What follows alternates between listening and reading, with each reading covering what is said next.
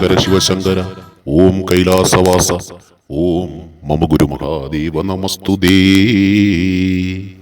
മഹാദേവനിലും സ്വയംഭൂസ്ഥാനിലും വിശ്വസമർപ്പിച്ചിരിക്കുന്ന സജ്ജനങ്ങളെ എല്ലാവർക്കും മഹാദേവന്റെ വലിയ കൃപയും അനുഗ്രഹങ്ങളും ഉണ്ടായിരിക്കുന്നതിനായി പ്രാർത്ഥിക്കുന്നു.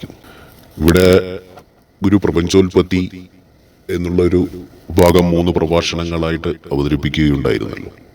അന്ന് പ്രപഞ്ചം എങ്ങനെ ഉണ്ടായെന്ന് കാര്യകാരണ സഹിതം വിശദമായി തന്നെ പറയുകയുണ്ടായി. അങ്ങനെ പ്രപഞ്ചത്തിൽ നിന്നും വമിച്ച ആ ഒരു വസ്തുവിനെ കാളക്കൂടമെന്ന് അറിയപ്പെട്ടു. അത് ഭൂമിയിൽ പതിക്കാതിരിക്കാൻ ഭഗവാൻ അതിനെ താങ്ങി നിർത്തി. ഇത്തരം കാര്യങ്ങളൊക്കെ വിശദമായി തന്നെ ആ പ്രഭാഷണത്തിൽ ഉൾപ്പെടുത്തിയിട്ടുമുണ്ടായിരുന്നു. എന്നാൽ ഇപ്പോൾ ഈ യൂറോപ്യൻ ശാസ്ത്രജ്ഞർ, യൂറോപ്പ് എന്ന് പറയുമ്പോൾ അറിയാം മറ്റു പല മതങ്ങളാലും വ്യാപിച്ചു കിടക്കുന്നു, യൂറോപ്യൻ ശാസ്ത്രജ്ഞർ പ്രപഞ്ചോൽപത്തിക്ക് കാരണമായ കുറച്ച് നക്ഷത്രക്കൂട്ടങ്ങളെ കണ്ടെത്തുകയും അവർ അതിന് ശിവശക്തി എന്ന് പേര് നൽകുകയും ചെയ്തു. നിങ്ങൾ മൊബൈലൊക്കെ ഉള്ളവർ അത് ഒന്ന് ഗൂഗിളിൽ സെർച്ച് ചെയ്താൽ അറിയാൻ പറ്റും. എന്നാൽ ഇവിടെയൊന്നും അത് വലിയ വാർത്തയൊന്നും ആയിട്ടില്ല. ചില പത്രങ്ങളിലൊക്കെ അത് വരികയുണ്ടായി. അങ്ങനെ പ്രപഞ്ചം ഉണ്ടാകുന്നതിന് മുമ്പുള്ള ബിഗ് ബാങ് എന്ന് പറയുന്ന, അല്ലെങ്കിൽ ആ ഒരു കൂട്ടിയിടിക്കൽ അല്ലെങ്കിൽ ഒരു പൊട്ടിത്തെറി, അതിന് കാരണമായി തീർന്ന നക്ഷത്രക്കൂട്ടങ്ങൾ, 2 ശക്തികൾ, അങ്ങനെ നീല നിറത്തിലും മഞ്ഞ നിറത്തിലുമുള്ള നക്ഷത്രക്കൂട്ടങ്ങളെ കണ്ടെത്തുകയും അവരതിന് യഥാവിധി ശിവശക്തി എന്ന പേര് നൽകുകയും ചെയ്തു. അപ്പോൾ ശാസ്ത്രജ്ഞരോട് തന്നെ ചോദിച്ചു, എന്തുകൊണ്ടാണ് ഇന്ത്യൻ പൗരാണിക അല്ലെങ്കിൽ ഭാരതത്തിന്റെ പൗരാണികത അനുസരിച്ച് ഇത്തരത്തിലൊരു പേര് നൽകിയത് എന്ന് ചോദിച്ചപ്പോൾ അവർ പറയുകയുണ്ടായി, ഭാരതത്തിന്റെ സങ്കല്പം അനുസരിച്ച്, അതായത് വർഷങ്ങൾക്ക് മുമ്പുള്ള സങ്കല്പം അനുസരിച്ച് ശിവനും ശക്തിയും കൂടി ചേർന്നാണ് ഈ പ്രപഞ്ചം ഉണ്ടായത്. അതുകൊണ്ടാണ് ഈ പേര് ഇട്ടിരിക്കുന്നത്. അങ്ങനെ ശിവപുരാണത്തിലും ശിവഭഗവാൻ പറഞ്ഞിരിക്കുന്ന പ്രപഞ്ച ഉൽപ്പത്തിയുടെയും വരികൾ വായിച്ചു മനസ്സിലാക്കിയ ശാസ്ത്രജ്ഞർ അണുവിട പോലും വ്യത്യാസമില്ലാതെ, അണുവിട പോലും ഒരു എന്താ പറയാ, ഒരു തലമുടി നാരിഴ എത്ര കീറി നമ്മൾ മാറ്റി വെച്ചാൽ അതിൽ പോലും ഒരു വ്യത്യാസം കണ്ടെത്താൻ കഴിയാത്ത രീതിയിൽ അങ്ങനെ തന്നെയാണ് പ്രപഞ്ചം ഉണ്ടായിരിക്കുന്നത് എന്നുള്ള ഒരു സത്യത്തിലേക്ക് അവർക്കും എത്തിച്ചേരേണ്ടി വന്നു. പക്ഷെ ഇതൊന്നും പുറത്തു വരുന്നില്ല, വലിയ വാർത്തകളായി. അപ്പോൾ ഇവിടെ ഗുരു നേരത്തെ പറഞ്ഞു, അന്ന് കുറെ പേർ വിമർശിച്ചു, ഇന്ന് ശാസ്ത്രം അത് കണ്ടെത്തി. അവർ ശിവപുരാണത്തിൽ പറഞ്ഞിരിക്കുന്നത് പോലെയുള്ള സംഭവങ്ങൾ തന്നെയാണ് ഈ പ്രപഞ്ച രൂപീകരണത്തിന് ഉണ്ടായിരിക്കുന്നത് എന്ന് ബോധ്യപ്പെട്ടതിന്റെ അടിസ്ഥാനത്തിലാണ് ആ നക്ഷത്രമണ്ഡലത്തിന് ശിവശക്തി എന്ന് പേരിടുവാൻ കാരണം. നാളെ ഗുരു പലതും പറഞ്ഞു തന്നിട്ടുണ്ടല്ലോ. വിഘ്നേശ്വരൻ, വിഘ്നങ്ങൾ തീർക്കുന്ന ഒരു മണ്ഡലം, ഇതൊക്കെയും വരും, ഭാവിയിൽ കണ്ടുപിടിക്കും. അതുകൊണ്ട് ഗുരു നേരത്തെ പറഞ്ഞതുപോലെ ഈ പ്രഭാഷണം എന്ന് പറയുന്നത്, അല്ലെങ്കിൽ ഈ അറിവുകൾ എന്ന് പറയുന്നത് എല്ലാ കാലത്തും ഉള്ളതല്ല. ഇക്കാലത്ത് ഭഗവാന്റെ കൃപയാൽ അതിങ്ങനെ നടക്കുന്നു, അത് ഒഴുകുന്നു. എപ്പോഴാണോ ഭഗവാൻ ഈ അറിവുകളെല്ലാം ഈ ഒരു കാലഘട്ടത്തിന് നൽകേണ്ട അറിവുകൾ, നാളെ അല്ലെങ്കിൽ 100 വർഷം കഴിയുമ്പോൾ പുതിയ ആൾക്കാർ വരും. ഭഗവാന്റെ കൃപയാലെന്ന് ചിലപ്പോൾ വേറെ സന്യാസി വൈദ്യന്മാർ വന്നിരിക്കാം. അവരിൽ കൂടി ഭഗവാൻ ചില അറിവുകൾ നിങ്ങളിലേക്ക് തന്നിരിക്കാം. അത് കേൾക്കേണ്ടവര് കാതുകളിലേക്ക് ഭഗവാൻ എത്തിക്കുന്നുമുണ്ട്. അപ്പോൾ ഇത്തരം അറിവുകൾ ഗുരു നേരത്തെ പറഞ്ഞതുപോലെ അത് ലഭ്യമാകുന്ന സമയത്ത് അതിനോടൊപ്പം സഞ്ചരിക്കുക. ഇവിടെ ഈ ഗുരുവിന് ഭഗവാൻ തന്നിരിക്കുന്ന ആ ഒരു സമയം പ്രഭാഷണങ്ങൾ ചെയ്യുവാനാണ്. അത് കഴിഞ്ഞാൽ പിന്നെ നിങ്ങൾക്ക് ഇത് ലഭ്യമാകുക പ്രയാസവുമായിരിക്കും. ഭഗവാനെ സംബന്ധിക്കുന്ന തത്വജ്ഞാന വർണ്ണനയും കോടി രുദ്ര സംഹിതയുടെ മഹാത്മ്യവും എന്ന് പറയുന്ന ഒരു ഭാഗമുണ്ട്. അതിന് നമുക്ക് ചെറുതായിട്ടൊന്ന് മനസ്സിലാക്കി പോകാം. കാരണം ഭഗവാനെ ആരാധിക്കുകയും വിശ്വസിക്കുകയും ചെയ്യുന്നവര് ഒന്ന് മനസ്സിലാക്കിയിരിക്കേണ്ട കാര്യമാണ്. അപ്പൊ നമുക്ക് ഈ പ്രഭാഷണത്തിൽ ഇന്ന് നമുക്ക് ആ ഭാഗം ഒന്ന് മനസ്സിലാക്കാം. അത് ഭഗവാൻ എന്താണ് എന്ന് ഈ തത്വജ്ഞാന വർണ്ണനയിൽ പറയുന്ന പ്രകാരം, ഭഗവാൻ ശിവൻ ലോകം മുഴുവൻ നിറഞ്ഞിരിക്കുന്നു. അത് അത്യന്തം സുന്ദരവും പരമമോക്ഷ സ്വരൂപവുമാണ്. കണ്ടല്ലോ, അത് സുന്ദരമാണെന്നാ പറയുന്നത്. ബാക്കിയൊക്കെ സങ്കല്പമാണ്. കോപം, അത് ദേഷ്യം, ഇതൊക്കെ അത്യന്തം സുന്ദരമാണെന്നാണ് പറഞ്ഞിരിക്കുന്നത്. ബ്രഹ്മാവ് മുതൽ, ബ്രഹ്മാവ് എന്ന് പറയുമ്പോൾ നമ്മൾ പ്രപഞ്ചോത്പത്തിയിൽ പറഞ്ഞു കഴിഞ്ഞു.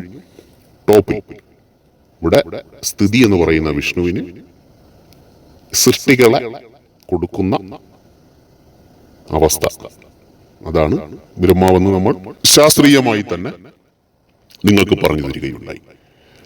അപ്പോൾ നമ്മൾ ഇപ്പോൾ ഈ പറയുന്ന പോലെ ടോപ്പിലാണ് ബ്രഹ്മം ഇരിക്കുന്നത്.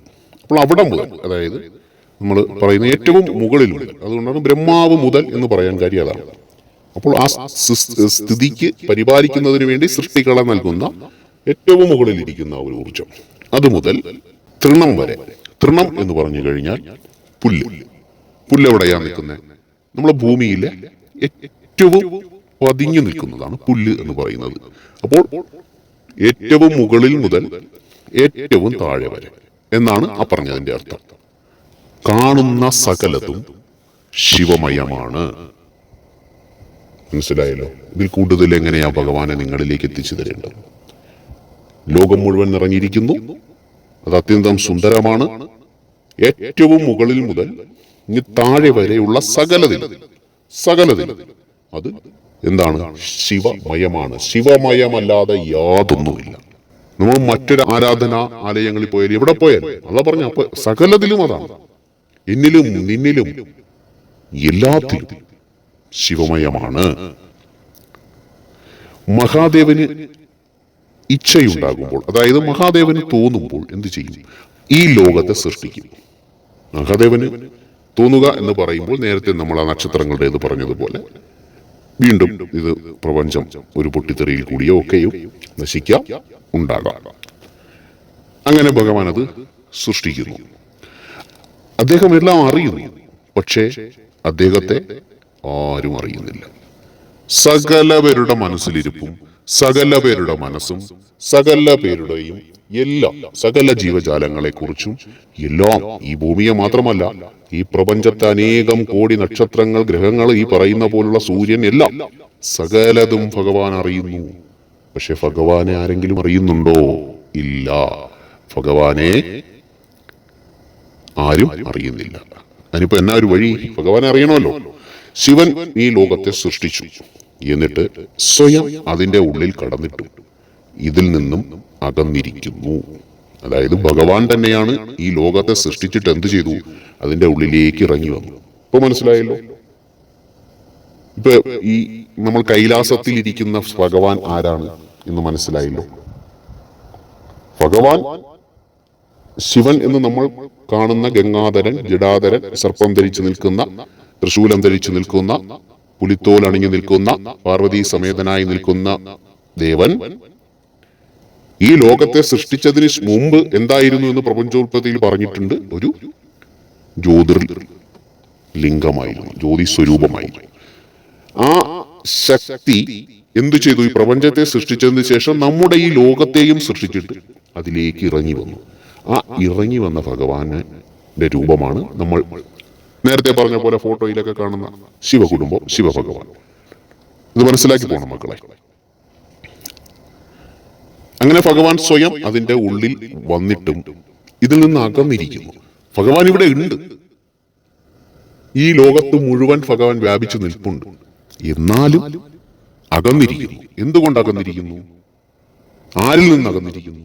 ഓരോ മനുഷ്യരിൽ നിന്നും അകന്നിരിക്കുന്നു. അപ്പൊ മനുഷ്യന്റെ അടുത്തുണ്ട്, പക്ഷെ മനുഷ്യൻ അകന്നിരിക്കുന്ന കാരണം ഭഗവാനും അകന്നിരിക്കുന്നു. മനുഷ്യന് അടുത്തോട്ട് വരാൻ കഴിഞ്ഞാൽ എന്ത് ചെയ്യും? ഭഗവാനും അടുത്തോട്ടുണ്ട്. ഭഗവാൻ അടുത്തുണ്ട്. അദ്ദേഹം സച്ചിദാനന്ദ സ്വരൂപനാണ്. ശിവനിൽ നിന്നും ഭിന്നമായ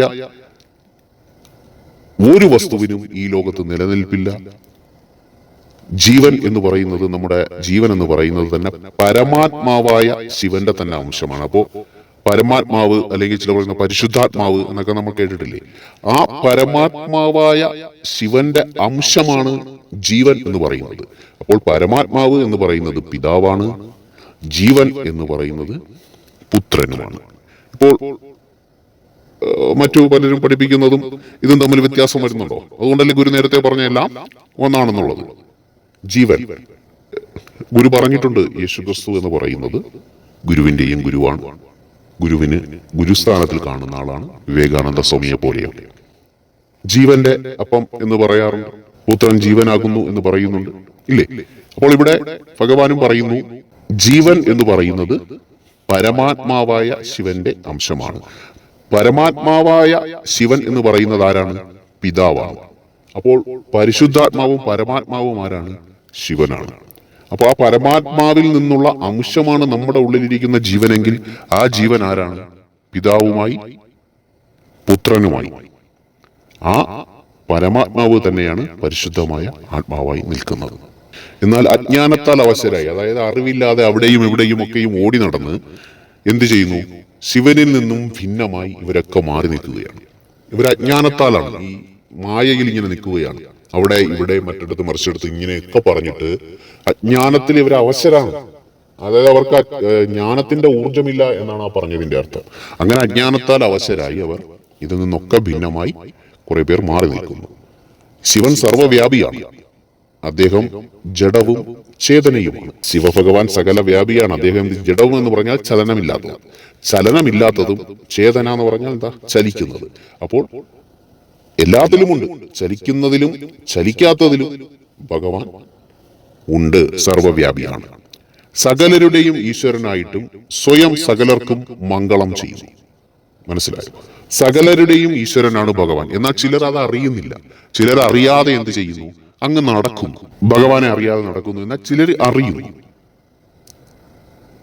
അങ്ങനെ സകലരുടെയും ഈശ്വരനായിട്ടും ഭഗവാൻ എന്ത് ചെയ്യും? എല്ലാവർക്കും മംഗളങ്ങളെ നൽകുന്നു. അതായത് നമുക്ക് കഴിക്കാൻ ഭക്ഷണവും മഴയും, ആ സമയം മഴ സമയത്തിന് മഴയും അതിന്റെ കാര്യങ്ങളും ഒക്കെയും ഈ നമ്മളെ സംരക്ഷിക്കുന്നു എന്നുള്ളൊരു കാര്യമാണ് ആ പറഞ്ഞത്. അങ്ങനെ നമുക്ക് മംഗളങ്ങളെ ഭഗവാൻ തരുന്നുണ്ട്. വേദാന്ത മാർഗത്തെ ആശ്രയിച്ച അദ്ദേഹത്തെ സാക്ഷാത്കരിക്കുന്നതിന് സാധന ചെയ്യുന്ന വിദ്വാൻ സാക്ഷാത്കാര രൂപഫലം നിശ്ചയമായും പ്രാപിക്കുന്നു. അതായത് വേദാന്ത മാർഗത്തെ ആശ്രയിച്ച് ഒരാൾ പറയുന്ന നമ്മുടെ വേദാന്ത, അതിന്റെ ശിവഭഗവാന്റെ ആ വേദാന്ത മാർഗത്തെ, ആ പറയുന്ന വചനങ്ങളെ ഭഗവാന്റെ അതിനെ ആശ്രയിച്ച് അദ്ദേഹത്തെ അറിഞ്ഞ് സാക്ഷാത്കരിച്ച് സാധന ചെയ്യുന്ന, അതായത് ഗുരു പറയുന്നത് പോലെ നമഃശിവായ ഒക്കെ ജപിച്ച് കഴിയുന്ന ആൾ എന്ത് ചെയ്യും? ആ ഒരു ഫലം കിട്ടും, ഭഗവാന്റെ അനുഗ്രഹം കിട്ടും. അങ്ങനെ പോകുന്നൊരു ഭക്തൻ അല്ലെങ്കിൽ ഭക്ത എന്ത് ചെയ്യണം? ഭക്തിയോടുകൂടി ഭഗവാന്റെ നാമമൊക്കെ ഉരുവിട്ട് അനുഷ്ഠാനങ്ങൾ ചെയ്യുന്ന ബുദ്ധിമാൻ നിശ്ചയമായും ശിവന്റെ ദർശനം നേടുമെന്നതിൽ ശങ്ക വേണ്ട. ഇവിടെ പലരും പറയുന്നുണ്ട്, ഭഗവാനെ ഒരു വെട്ടം പോലെ കണ്ടു, ഭഗവാൻ വന്ന് അടുത്ത് നിൽക്കുന്നു, ഭഗവാന്റെ സംസാരം കേട്ടു, ഇങ്ങനെയൊക്കെ പലരും ഇവിടെ പറയുന്നുണ്ട്. സ്വപ്നത്തിൽ കൂടി വരുന്നുണ്ട്, ഭഗവാൻ ഒരു പ്രകാശത്തിൽ എന്നോട് വന്നു, ഇങ്ങനെയൊക്കെ പറയുന്നുണ്ട്. കാരണം അപ്പൊ അത്രയ്ക്ക് നമ്മുടെ ഭഗവാനെ മനസ്സിലിരുത്തി ധ്യാനിച്ചു പ്രാർത്ഥിച്ചു നമഃശിവായ ജപിച്ചു ആ സാക്ഷാത്കാരത്തിൽ എത്തിച്ചേരുന്ന അവരെ ബുദ്ധിമാന്മാർ എന്നാണ് ഇതിൽ പറയുന്നത്. ബുദ്ധിമാൻ. അങ്ങനെയുള്ള ബുദ്ധിമാൻ എന്ത് ചെയ്യും? നിശ്ചയമായും അതിന് ഒരു ആശങ്കയുടെയും ആവശ്യമില്ല, ഒരു സംശയത്തിന്റെയും ആവശ്യമില്ല, നിശ്ചയമായും എന്നാണ് പറയുന്നത്. അങ്ങനെ നിശ്ചയമായും ശിവന്റെ ദർശനം നേടും എന്നതിൽ ശങ്ക വേണ്ട. എല്ലായിടത്തും ശിവൻ മാത്രമാണ്, മറ്റു ഒരു വസ്തുവുമില്ല. നമ്മൾ എല്ലാ വസ്തുവിലും ശിവഭഗവാൻ ഉണ്ടെന്നേ, സകലതിലും. അതുകൊണ്ടാണ് ഗുരു പറയുന്നത്, എല്ലാത്തിനെയും സ്നേഹിക്കുക, സകല ജീവജാലങ്ങളെയും സ്നേഹിക്കുക. കുനിഞ്ഞൊരു കല്ലെടുക്കുമ്പോൾ പോലും അതിലും ഭഗവാന്റെ അംശമുണ്ടെന്ന് മനസ്സിലാക്കുക. ആ ശിവൻ തന്നെയാണ് എപ്പോഴും നാനാരൂപത്തിൽ പ്രകാശിക്കുന്നത്. സകലതിലുമുള്ള ആ ശിവഭഗവാൻ പല രൂപത്തിൽ നമ്മുടെ മുമ്പിൽ പ്രകാശിക്കുന്നത്. സമുദ്രം, കടല്, നമ്മൾക്ക് കടലിനെയാണ് സമുദ്രം എന്ന് പറയുന്നത്. മണ്ണ്, ഭൂമിയിലുള്ളത്, സ്വർണം, ഇത് മൂന്നും കൂടി എന്താ ചെയ്യുക? ഇവ ഉപാധിഭേദത്താൽ നാനാത്വം പ്രാപിക്കുന്നത് പോലെ. അതായത് ഇതെല്ലാം നമ്മുടെ ഭൂമിയിലുള്ളത് തന്നെയാണ്, ഇല്ലേ? സമുദ്രമുണ്ട്, അതിനെ തൊട്ട് മണ്ണ് നിൽക്കുന്നുണ്ട്, മണ്ണിൽ തൊട്ട് സ്വർണവും നിൽക്കുന്നുണ്ട്, ആണല്ലോ. എന്നാൽ ഇവർക്ക് ചില ഉപാധികളുണ്ട്. സമുദ്രം ഇന്നടുത്ത് നിൽക്കുക, മണ്ണ് ഇതുപോലെ നിൽക്കുക, സ്വർണം എന്ന് പറയുന്നത് മണ്ണിനകത്ത് ഇന്ന സ്ഥലത്ത് ഇരിക്കുക. അപ്പൊ ഇതിനൊക്കെ ഒരു ഉപാധി വെച്ചിട്ടുണ്ട്. ഈ ഉപാധി ഭേദത്താൽ ഇതിനൊക്കെ ഒരു നാനാത്വമുണ്ട്. എല്ലാം ഒന്നാണ്, ഏകത്വമാണ്. ഇതെല്ലാം ഈ ഭൂമിയിലുള്ളതാണ്. പക്ഷേ ഇതിനകത്തൊരു നാനാത്വം നിൽക്കുന്നത് കൊണ്ട് എന്ത് ചെയ്യുന്നു? ഭഗവാൻ ശങ്കരനും ഉപാധികളിൽ തന്നെയാണ് പല രൂപങ്ങളിൽ പ്രകാശിക്കുന്നത്. മനസ്സിലായല്ലോ? അതായത് സമുദ്രവും മണ്ണ് സ്വർണം, നമ്മൾ ഈ മൂന്ന് കാര്യങ്ങൾ എടുത്തു കഴിഞ്ഞാൽ സമുദ്രത്തിൻ്റെതായി നിൽക്കുന്നു, അതിന്റെ ഇപ്പുറത്ത് മണ്ണ് നിൽക്കുന്നു, ഇത് രണ്ട് എല്ലാം തൊട്ട് നിൽക്കുക.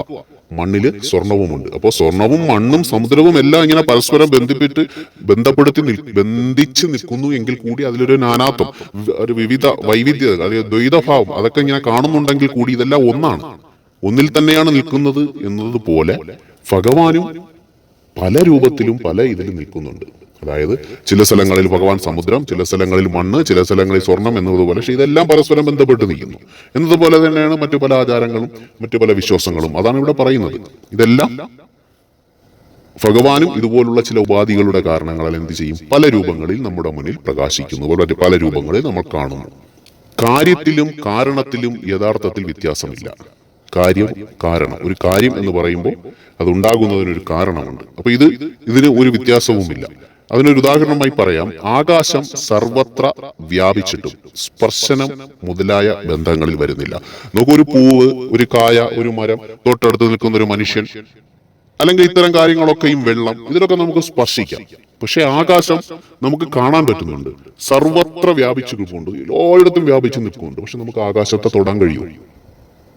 പറയൂ, ആരെങ്കിലും തൊട്ടിട്ടുണ്ടോ? അതിങ്ങനെ വ്യാപിച്ചു നിൽക്കുന്നുണ്ട്. ആകാശമുണ്ട്, നമുക്കിതാ കാണുന്നുണ്ട്. ആകാശം എന്ന് പറയുന്ന ഒരു പ്രതിഭാസമുണ്ട്. പക്ഷെ നമുക്കതിൽ തൊടാൻ കഴിയുന്നില്ല.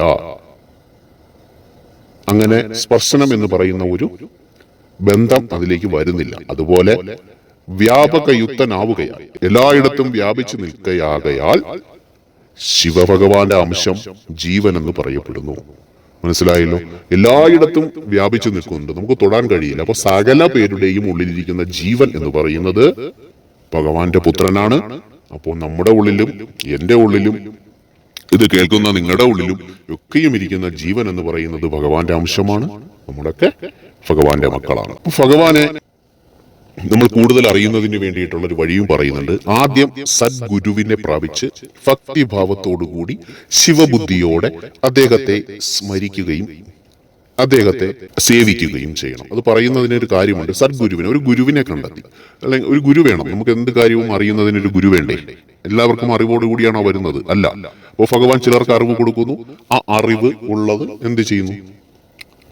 മറ്റൊരാൾക്ക് പറഞ്ഞു കൊടുക്കുന്നു. അപ്പോൾ ഒരു ഗുരുവിനെ കണ്ടെത്തി ആ ഗുരുവിനെ ഭക്തിയോടുകൂടി എന്ത് ചെയ്യണം? ഭക്തിഭാവത്തോടുകൂടി ആ ഗുരുവിലേക്ക് അലിയണം. ഗുരുവിന്റെ അറിവുകളിലേക്ക് ഇറങ്ങി വരണം. ഗുരുവിന്റെ അറിവുകളെ മനസ്സിലാക്കണം. ഗുരു പറഞ്ഞു തരുന്ന കാര്യങ്ങളിലേക്ക് നിങ്ങൾ സ്വയം അലിഞ്ഞു വന്നിട്ട് ശിവബുദ്ധിയോടുകൂടി, ശിവബുദ്ധി എന്ന് പറയുമ്പോൾ ഭഗവാൻ തരുന്ന വിശേഷ ബുദ്ധിയുണ്ട്. അതായത് ഗുരുവും മഹാദേവനും ഈ കേൾക്കുന്ന ഞാനും ഒന്നാണ്. ഇതാണ് ശിവബുദ്ധി എന്ന് പറയുന്നത്. വ്യത്യസ്ത ഭാവമില്ല. മറ്റു പലരും പറയും ഗുരു ടോപ്പാണ്, പിന്നെ ശിവഭഗവാൻ അതിനേക്കാൾ ടോപ്പാണ്, അതിന്റെയൊക്കെ താഴെയാടാ നീ എന്ന് പറയും, അല്ലെങ്കിൽ താഴെയാടോ നീ എന്ന് പറയുന്ന ആൾക്കാരുണ്ട്. ഗുരു ഇവിടുന്ന് അങ്ങനെ പറയില്ല. ശിവബുദ്ധി എന്ന് പറയുമ്പോൾ ഭഗവാനും ഗുരുവും കേൾക്കുന്ന നിങ്ങളുമെല്ലാം ഒരേ ഇതിൽ തന്നെയാണ്. പക്ഷെ അപ്പോഴേ മാത്രമേ നമുക്ക് അറിവ് കിട്ടത്തുള്ളൂ. നമ്മൾ താഴെയും മുകളിലും നിൽക്കുമ്പോൾ നമുക്കൊരു അറിവ് ഒരേപോലെ നിന്ന് കേൾക്കുക. ഒരേ ശിവബുദ്ധി എന്ന് പറയുമ്പോൾ അങ്ങനെയാണ്. ഭഗവാന്റെ ജീവനാണ് എല്ലാവരിലും ഇരിക്കുന്നത്. അപ്പോൾ ആ ഗുരുവിനെ നിങ്ങൾ എന്ത് ചെയ്യണം? ഗുരുവിന് നമ്മളൊരു പ്രത്യേകത കൊടുക്കാറുണ്ട്. ഭക്തിഭാവത്തോടുകൂടി നമ്മൾ അദ്ദേഹത്തെ സ്മരിക്കണം, ഓർക്കണം. അറിവ് തരുന്നൊരു ഗുരുവിനെ ഭക്തിയോടുകൂടി ഓർക്കുക. ഗുരുവിനെ വെറുതെ ഓർക്കുമ്പോൾ ഒരു ഭക്തി ഉള്ളിൽ ഉണ്ടായിരിക്കണം. എനിക്ക് ഭഗവാന്റെ അറിവുകൾ തരുന്ന വ്യക്തി അതാരാണെങ്കിലും ഒരു ഭക്തിഭാവം ഉണ്ടായിരിക്കണമെന്ന് പറയുന്നുണ്ട്. അങ്ങനെ ഗുരുവിൽ ശിവബുദ്ധി ഉറയ്ക്കുന്നതോടെ എന്ത് ചെയ്യും? ഇപ്പോൾ ഇവിടെ പലരും ഗുരു പറയുന്ന കേട്ടിട്ട് ആ ഗുരുവിൽ കൂടിയാണല്ലോ നിങ്ങൾക്ക് ശിവഭഗവാനിലേക്കുള്ള ബുദ്ധി ഉറച്ചത്. അങ്ങനെയാണല്ലോ നിങ്ങൾ ഇപ്പോൾ ഭഗവാനിൽ കൂടുതലേക്ക് എത്തിപ്പെട്ടത്. അപ്പോൾ നിങ്ങൾക്കുണ്ടാകുന്ന നേട്ടം എന്താണ്? അങ്ങനെ ആ ഗുരുവിൽ കൂടി നിങ്ങൾ എന്ത് ചെയ്യും?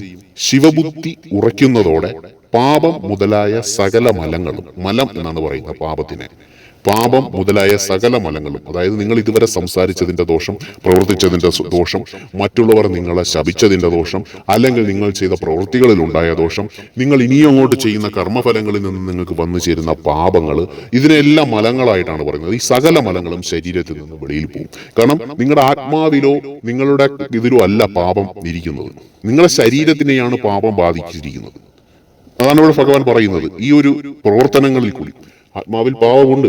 അത് എങ്ങനെയെന്ന് പറഞ്ഞു കഴിഞ്ഞാൽ ചില ജന്മങ്ങളിൽ ചെയ്തു വന്നിരിക്കുന്ന ആ ഒരു പ്രവൃത്തിയിൽ ആത്മാവ് അനുഭവിക്കുന്ന പീഡകൾ അത് അടുത്ത ഒരു ഇതിൽ അതിന്റെ ഒരു പാപഫലം കാണുന്നുണ്ട്. പക്ഷെ ചില പ്രവൃത്തികളുടെ ഫലം എന്ത് ചെയ്യും? പാപം അത് ശരീരത്തെ ബാധിക്കുന്നുണ്ട്. അതിവിടെ വ്യക്തമാക്കി പറയുന്നുണ്ട്. അതെല്ലാം നമ്മളിൽ നിന്ന് മാറിപ്പോകുന്നതിന് വേണ്ടിയിട്ടാണ് ഗുരുവിൽ ശിവബുദ്ധി ഉറയ്ക്കുന്നതോടെ പാപം മുതലായ സകല മലങ്ങളും ശരീരത്തിൽ നിന്ന് വെളിയിൽ പോകുന്നു. അപ്പോൾ നേരത്തെ ഗുരു പറഞ്ഞില്ലേ, ഒന്ന് കാല് തട്ടി വീഴും, ഒന്ന് കൈതട്ടി വീഴും, അല്ലെങ്കിൽ ചില അവസ്ഥകളൊക്കെ ഉണ്ടാകും. ഇതൊക്കെ സംഭവിക്കുന്ന ചില രോഗാവസ്ഥകൾ വന്നുകൂടും. ഇതൊക്കെ എന്താ? ഈ പാപം മുതലായ സകലതും വെളിയിലേക്ക് പോകുന്നതാണ്. നിങ്ങളുടെ മനസ്സ്, നിങ്ങളുടെ ആത്മാവ് ആ ശിവബുദ്ധിയിലേക്ക് ഗുരുവിന്റെ വചനങ്ങൾ കേട്ട് ഗുരു പറയുന്ന കേട്ടിട്ട് ഏത് ഗുരുവാണെങ്കിലും ശിവഭഗവാനെ ഗുരുവായി കണ്ട് അല്ലെങ്കിൽ അത്തരത്തിൽ നിങ്ങൾക്ക് പ്രചോദനം നൽകുന്ന ഒരു ഗുരുവിന്റെ വാക്ക് കേട്ടുകൊണ്ട് നിങ്ങൾ ഭഗവാനിലേക്ക് ബുദ്ധി ഉറപ്പിക്കുമ്പോൾ എന്ത് സംഭവിക്കും? നിങ്ങളുടെ പാപങ്ങളൊക്കെ ഒഴുകിപ്പോണം, അത് കളയണം. അപ്പൊ കളയുന്ന സമയത്ത് എന്ത് ചെയ്യും? നമ്മൾ ഒരു കാര്യം വൃത്തിയാക്കുമ്പോൾ അതിന്റെ മാലിന്യങ്ങൾ പുറത്തു പോകുമ്പോൾ വൃത്തിയാക്കിയതിനു ശേഷം എന്തായിരിക്കും? തിളങ്ങും. അപ്പോൾ ആ വൃത്തിയാക്കുന്ന സമയത്തുണ്ടാകുന്ന ചില ഏനക്കേടുകളും ബുദ്ധിമുട്ടുകളും ഒക്കെ കണ്ട് നിങ്ങൾ ഭയപ്പെടരുത്. അപ്പോൾ അങ്ങനെയുള്ള പാപങ്ങളെല്ലാം വെളിയിൽ പോകുന്നതാണ്. ഈ അവസരത്തിൽ അഹങ്കാരയുക്തമായ നിർമ്മല ബുദ്ധിയുള്ള ജീവൻ ഭഗവാൻ ശങ്കരന്റെ പ്രസാദത്താൽ വീണ്ടും ശിവരൂപനായി ഭവിക്കുന്നു. അതോടെ മനസ്സിലായല്ലോ, ഇതെല്ലാം പോയി കഴിയുമ്പോൾ എന്ത് ചെയ്യും? നമ്മുടെ ശരീരത്തിനകത്തിരിക്കുന്ന ഭഗവാന്റെ പുത്രൻ എന്ന് പറയുന്ന ഭഗവാന്റെ അംശമായ അഹങ്കാരമില്ലാത്ത നിർമ്മലമായ ബുദ്ധിയുള്ള ജീവൻ എന്ത് ചെയ്യും? ഭഗവാൻ ശങ്കരന്റെ പ്രസാദത്താൽ വീണ്ടും ശിവരൂപനായി ഭവിക്കുന്നു. അപ്പൊ നമ്മുടെ ഉള്ളിലിരിക്കുന്ന ജീവൻ നമ്മൾ ചെയ്യുന്ന പ്രവൃത്തികളുടെ ഫലമായിട്ട് അത് നിർജീവമായി, അത് അഹങ്കാര ബുദ്ധിയുള്ളതായി, അത് നിർമ്മല ബുദ്ധി ഇല്ലാത്തതായി, അത് പാപങ്ങൾ വഹിക്കുന്ന ഒരു ജീവനായി അങ്ങനെ ഉള്ളിലിരിക്കുമ്പോൾ നമ്മൾ ഗുരുവിന്റെ വാക്ക് കേട്ടുകൊണ്ട് ഗുരുവിന്റെ പ്രഭാഷണങ്ങൾ അല്ലെങ്കിൽ ഒരു ഗുരുവിന്റെ വചനങ്ങൾ കേട്ട് ഭഗവാനിലേക്ക് എത്തി ഭഗവാനെ ആരാധിച്ച് ഉറച്ച ബുദ്ധിയോടുകൂടി നിൽക്കുന്ന ഒരു മനുഷ്യന്റെ ഉള്ളിലെ ജീവൻ എന്ത് സംഭവിക്കും? അഹങ്കാരമെല്ലാം വിട്ട് നിർമ്മലമായ ബുദ്ധിയുണ്ടാക്കി എന്ത് ചെയ്യും? ശിവരൂപമായി, ശിവന്റെ രൂപമായി തന്നെ ഇരിക്കും. അതുകൊണ്ടാണ് ചിലരുടെ ഉള്ളിൽ പലപ്പോഴും ശിവലിംഗ രൂപവും ഒക്കെ ഇങ്ങനെ തനിയൊക്കെ തെളിഞ്ഞു വരുമ്പോൾ ആ ജീവൻ പൂർണ്ണമായിട്ട് ശുദ്ധിയാകുന്നു എന്നുള്ളതാണ്. ഇതെല്ലാം ആയിക്കഴിഞ്ഞാൽ നമ്മളൊരു സമയം എല്ലാവരും ഈ ഭൂമിയിൽ നിന്ന് മരിക്കും. അപ്പോൾ ആ ജീവൻ എന്ത് ചെയ്യും? ദേഹാഭിമാനമൊന്നുമില്ലാതെ നേരെ ആ ജീവൻ ഭഗവാന്റെ ശബ്ദത്തിലേക്ക് എത്തും. ഇനി ഒരു ശിവഭക്തൻ അല്ലെങ്കിൽ ഭക്ത അങ്ങോട്ട് ചിന്തിക്കേണ്ട അല്ലെങ്കിൽ ജീവിക്കേണ്ട ചില കാര്യങ്ങളാണ്. നമുക്ക് വിലയേറിയ നല്ല വസ്തു ലഭിച്ചിട്ടും സന്തോഷം കൊണ്ട് മതിമറക്കാത്തവരും, ദുഷ്ടവസ്തു ലഭിച്ചാൽ കോപമോ സങ്കടമോ ഉണ്ടാക്കാത്തവരും, സുഖ ദുഃഖാദി ദ്വന്ദ്ങ്ങൾ, ഇത് രണ്ട് കാര്യങ്ങളാണ്. ഈ സുഖത്തിലും ദുഃഖത്തിലും രണ്ടിനെയും തുല്യമായി കരുതുന്നവരും, അതായത് ഗുരു കഴിഞ്ഞ പ്രഭാഷണങ്ങളിൽ പറഞ്ഞതുപോലെ ഈ ചില അവസ്ഥകളൊക്കെ വരുമ്പോൾ കരയാതെ സുഖത്തിലും ദുഃഖത്തിലും ഒരുപോലെ നിൽക്കുന്നവര്, നല്ല വസ്തു കിട്ടിയാൽ ആഹ്ലാദിച്ച് തുള്ളിച്ചാടി സന്തോഷിക്കാതെയും, മോശമായ എന്തെങ്കിലും സാധനം കിട്ടിയാൽ അതിനെ കുറ്റം പറയാതെയും ഒക്കെ എന്ത് കിട്ടിയാലും അങ്ങനെ നിൽക്കുന്നൊരു മനസ്സ്, സുഖാദി ദുഃഖങ്ങളിലെല്ലാം തുല്യമായി കരുതുന്നവര്, ഇവരാണ് ജ്ഞാനി എന്ന് പറയുന്നത്. ഇങ്ങനെ നിൽക്കുമ്പോഴാണ് ജ്ഞാനം നമ്മുടെ ഉള്ളിലേക്ക് വരുന്നത്. മുക്തി ആഗ്രഹിക്കുന്ന ഒരു ശിവഭക്ത അല്ലെങ്കിൽ ശിവഭക്തൻ എന്ത് ചെയ്യും? ശരീരവും അതിന്റെ അഭിമാനവും വെടിഞ്ഞ് അഹങ്കാരമില്ലാത്തവരായി സദാശിവനെ മാത്രം ധ്യാനിച്ച് നിൽക്കണം. അപ്പം നമ്മുടെ ശരീരത്തിന്റെ അഹങ്കാരം, ശരീര സൗന്ദര്യമുള്ളത്, സൗന്ദര്യമില്ലാത്തത്, അതിന് വേണ്ടിയിട്ടുള്ള കാര്യങ്ങൾ, ഇതൊക്കെ അതിൻ്റെ ആ ശരീരം എന്നുള്ളൊരു വേണം. നമ്മൾ ഒരു മനുഷ്യനെന്ന നിലയ്ക്ക് നമ്മൾ ഒന്ന് പുറത്തു പോകുമ്പോഴാണ് ഇറങ്ങി പോകുക, അതിനൊന്നും ഒരു കുറ്റം പറയുന്നില്ല. പക്ഷെ നമ്മൾ ആ ശരീരത്തിൽ തന്നെ കെട്ടിപ്പിടിച്ച് കിടക്കരുത്. നമ്മുടെ ഉള്ളിലിരിക്കുന്ന ജീവന് നമ്മൾ വില കൊടുക്കണം. അങ്ങനെ ഒരു ആത്മവിചാരവും കൂടെ ഉണ്ടെങ്കിൽ നമുക്ക് ഭക്തി ഉണ്ടായി വരും. ഭക്തി കൊണ്ട് എന്ത് ചെയ്യുന്നു? സാധനാ വിഷയമായ സ്നേഹമുണ്ടാകുന്നു. അങ്ങനെ ഭഗവാൻ നമ്മുടെ ഉള്ളിലേക്ക് ആ ഭക്തി തന്നു കഴിഞ്ഞാൽ നമുക്ക് സാധനയ്ക്കൊരു വിഷയം വേണം. നമ്മൾ ഭഗവാനെ സ്മരിക്കുന്ന അതിന് എന്ത് വേണം? ഒരു സ്നേഹം വേണം ഉള്ളിൽ. ആ സ്നേഹം തരുന്നു ഭഗവാൻ. അതിന് പ്രേമം എന്നാണ് പറയുന്നത്. അതായത് ഇപ്പോഴത്തെ പിള്ളേരുടെ പ്രേമമല്ല. ഭക്തി കൊണ്ട് സാധനാ വിഷയമായ പ്രേമത്തിന്റെ ഉപലബ്ധി ഉണ്ടാകുന്നു. അതായത് ആ പ്രേമത്തിൽ നിന്നുണ്ടാകുന്ന, ആ സ്നേഹത്തിൽ നിന്നുണ്ടാകുന്ന ഒരു ലാഭം നമുക്ക് കിട്ടുകയാണ്. അത് ഭഗവാന്റെ അനുഗ്രഹമാണ്. അതുണ്ടാകുന്നു. ഇങ്ങനെ ഉണ്ടാകുന്ന സമയത്ത് എന്ത് ചെയ്യും? ഈ സ്നേഹത്തിൽ നിന്നൊരു ശ്രവണം ഉണ്ടാകുന്നു. ശ്രവണം എന്ന് പറഞ്ഞു കഴിഞ്ഞാൽ കേൾക്കുക, ഒരു കേൾക്കാനുള്ള. ഈ സ്നേഹത്തിൽ നിന്നൊരു കേൾവി ഉണ്ടാകുന്നു. ആ കേൾവിയാൽ സത്സംഗം ലഭിക്കുന്നു. മനസ്സിലായല്ലോ? അതുകൊണ്ടാണ് ഗുരു ഒരു വീഡിയോ രൂപത്തിൽ വന്നിരുന്ന് നിങ്ങളുടെ അടുത്ത് പറയാത്തത്. കാരണം കേൾവിയാണ്, ശ്രവണമാണ് സത്സംഗം തരുന്നത്, കാഴ്ചയല്ല. കാഴ്ച കൊണ്ട് നമുക്കൊരു സത്സംഗം ഉണ്ടാക്കാൻ പറ്റില്ല. കാഴ്ച കൊണ്ട് നമുക്ക് കുറെ പേരുടെ മുന്നിൽ വന്നിരുന്ന് കുറെ ഗീർവാണം പറയാമെന്നല്ലാണ്ട് ഒന്നുമല്ല. കേൾവിയിൽ കൂടിയാണ് സത്സംഗം ഉണ്ടാകുന്നത്. സശബ്ദമുള്ള കേൾവിയാണ് സത്സംഗം തരുന്നത്. അതിവിടെ പറയുന്നുണ്ട്. അപ്പോൾ ഭക്തി നമ്മുടെ ഉള്ളിലേക്ക് വരുമ്പോൾ ഭഗവാൻ അതിൽ നിന്നൊരു സ്നേഹത്തെ ഉണ്ടാക്കി തരുന്നു. ആ സ്നേഹത്തിൽ നിന്നിട്ട് എന്തു ചെയ്യുന്നു? ആ സ്നേഹത്തിന് ശ്രവണം ഉണ്ടാകുന്നു. ആ സ്നേഹത്തിന് ഒരു കേൾവി ഉണ്ടാകുന്നു, കേൾക്കാനുള്ളൊരു ശക്തി ഉണ്ടാകുന്നു. ആ ശ്രവണമാണ് നമുക്ക് സത്സംഗമായി നമ്മുടെ മുന്നിലേക്ക് എത്തുന്നത്. അതായത് ഭഗവാനെ കുറച്ചുകൂടി എളുപ്പത്തിൽ പറഞ്ഞാൽ, നിങ്ങൾ ശിവഭഗവാനെ ആരാധിച്ചു കഴിഞ്ഞതിന് ശേഷം നിങ്ങളുടെ ഉള്ളിലേക്ക് ഭഗവാൻ തന്നെ ഒരു ഭക്തിയെ തരും. ആ ഭക്തി നിങ്ങൾക്ക് സത്സംഗം കേൾക്കുവാനുള്ള ഒരു ത്വര, ഒരു ആഗ്രഹം നിങ്ങളുടെ ഉള്ളിലേക്ക് ഉണ്ടാക്കി തരും. ആ ആഗ്രഹം എന്ത് ചെയ്യും? ആ സ്നേഹത്തിന്റെ ആഗ്രഹം എന്ത് ചെയ്യും? നിങ്ങളെ ഭഗവാൻ സത്സംഗം കേൾക്കുന്ന ഒരു അവസ്ഥകളിലേക്ക് എത്തിക്കും. അങ്ങനെയുള്ളവരാണ് ഇവിടെ വന്നു ചേർന്നിരിക്കുന്നതെന്ന് ഗുരു വിശ്വസിക്കുന്നു. അതുകൊണ്ടാണ് ഇവിടെ എല്ലാം കേൾവിക്ക് പ്രാധാന്യം കൊടുക്കുന്നത്. നിങ്ങൾ കേട്ടു പഠിക്കണം. അതല്ല, സത്സംഗത്താൽ ജ്ഞാനിയായ ഗുരുവിനെ ലഭിക്കും. മനസ്സിലായല്ലോ? അപ്പോൾ നിങ്ങൾ ഭഗവാനെ ആരാധിച്ച് ഭഗവാന്റെ ഭക്തി നിങ്ങളുടെ ഉള്ളിൽ വർത്തിച്ചാൽ നിങ്ങൾക്ക് ജ്ഞാനിയായ ഗുരുവിനെ ഭഗവാൻ കൊണ്ടുതന്നിരിക്കും. ആ ഗുരു പറയുന്നത് ഈ ലോകത്ത് ഇന്ന് വരെ ആരും പറയാത്തതായിരിക്കും. ആ ഗുരു പറഞ്ഞു തരുന്നത് ഇന്ന് വരെ ആർക്കും കേട്ടുകേൾവിയില്ലാത്ത കാര്യങ്ങളായിരിക്കും. ആ ഗുരു പറഞ്ഞു തരുന്നതൊക്കെയും ഭഗവാനിൽ നിന്ന് ലഭിക്കുന്ന അറിവുകൾ തന്നെയായിരിക്കും. അത് ഭഗവാന്റെ ആജ്ഞയോട് കൂടിയിട്ടും അനുഗ്രഹത്തോടു കൂടിയിട്ടും അനുവാദത്തോടു കൂടിയിട്ടുമാണ് നിങ്ങളിലേക്ക് എത്തിക്കുന്നത്. അല്ലാതെ പറഞ്ഞു തരാൻ കഴിയില്ല, ആർക്കും പറ്റില്ല. അത് പിന്നെ പലരും പറഞ്ഞ് ആ അറിവ് ലോകത്തിലേക്ക് വ്യാപിക്കും. അവസാനം ഈ അറിവ് ഇവിടെ നിന്നും വന്നു എന്നുള്ളത് ഒരു കൺഫ്യൂഷനായിട്ട്, ഒരു ഇതായിട്ട് നിൽക്കും. കാരണം അത് ഭഗവാനിൽ നിന്നാണ് വന്നത്, അത് ഗുരുവിലേക്ക് വന്നു, ഗുരു അത് ലോകത്തിലേക്ക് കൊടുക്കുന്നു. പിന്നെ പലരും അത് ഏറ്റുപറയുന്നു. അങ്ങനെ അത് മഹാ അറിവായി അങ്ങ് മാറും. അതാണ് ഇപ്പോൾ ഇവിടെ സംഭവിച്ചുകൊണ്ടിരിക്കുന്നത്. അങ്ങനെ സത്സംഗത്താൽ ജ്ഞാനിയായ ഗുരുവിനെ ലഭിക്കുമ്പോൾ എന്ത് ചെയ്യും? ഗുരുകൃപയാൽ ജ്ഞാനമുണ്ടാകും. അങ്ങനെ മനുഷ്യൻ നിശ്ചയമായും മുക്തനായി മാറും. അപ്പോൾ അതിനാൽ ബുദ്ധിമാൻ എന്നും എന്ത് ചെയ്യും? ശിവഭഗവാനെ ഭജിക്കും.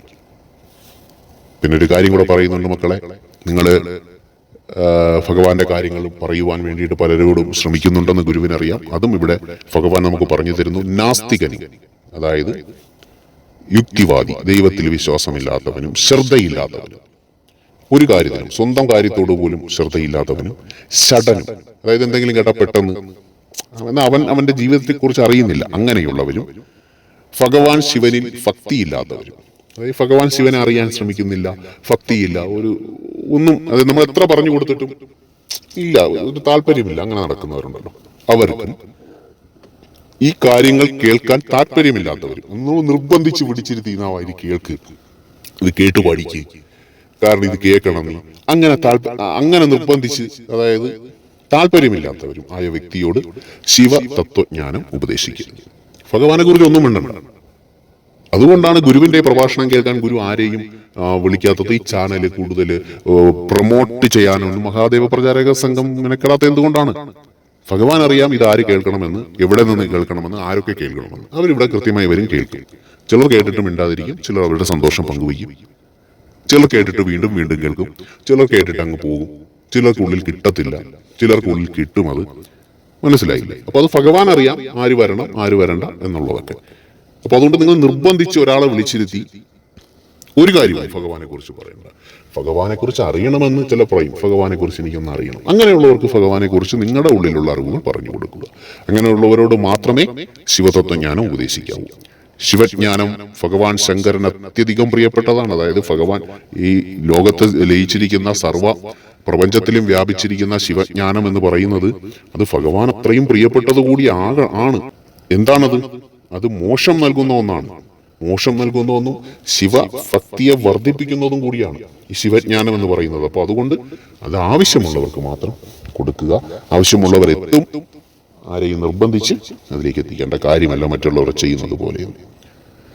അപ്പോൾ ഈ ഒരു കാര്യം നിങ്ങൾ കേട്ട് മനസ്സിലാക്കി വേണം മുന്നോട്ട് പോകാൻ. ഈ കാര്യങ്ങൾ കൂടി ജീവിതത്തിലൊന്ന് ചിട്ടയായി പോയി കഴിഞ്ഞാൽ നന്നായിരിക്കും. നിങ്ങളുടെ ഉള്ളിലേക്ക് ഭക്തിയും മറ്റു കാര്യങ്ങളും ഒക്കെ ഉണ്ടാകും. ഭഗവാൻ എന്താണെന്നും ഇങ്ങനെ വ്യാപിച്ചു നിൽക്കുന്നുവെന്നുള്ളതും ഇത് നേരത്തെ ഒരു പ്രഭാഷണത്തിൽ ഗുരു ചെറുതായിട്ട് പറഞ്ഞതാണ്. ഇത് കുറച്ചുകൂടെ വിശദമാക്കി പറഞ്ഞു തന്നിട്ടുണ്ട്. എല്ലാവർക്കും ഭഗവാന്റെ അനുഗ്രഹം ഉണ്ടാകട്ടെ. എല്ലാവരും ഭഗവാൻ അനുഗ്രഹിക്കുന്നവർക്ക് ശുഭോപദേശം നൽകുക. എല്ലാവരുടെ ഭവനത്തിലും നന്മകളും ഐശ്വര്യങ്ങളും ഉണ്ടാകാൻ ഭഗവാനോട് പ്രാർത്ഥിക്കുന്നു. രക്ഷകൻ മഹാദേവനാണ്. ഓം ഹരഹര ശിവശങ്കര ജയ ജയ ശിവശങ്കര. ഓം കൈലാസവാസ, ഓം സർപ്പധാരി, ഓം ഭസ്മഭൂഷണ, ഓം ഗംഗാധര, ഓം ജടാധര, ഓം ത്രിനേത്ര, ഓം ത്രിശൂലനാഥ, ഓം ഉമാമഹേശ്വര നമോ നമഃ. ഭഗവാനേ, അഘോരമൂർത്തി ഭഗവാനേ.